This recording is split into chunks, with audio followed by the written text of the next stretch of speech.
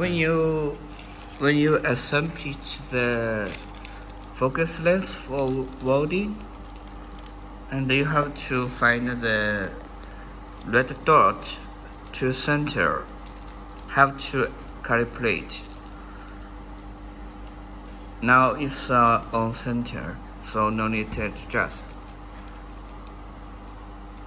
If offset right or left, we can adjust here.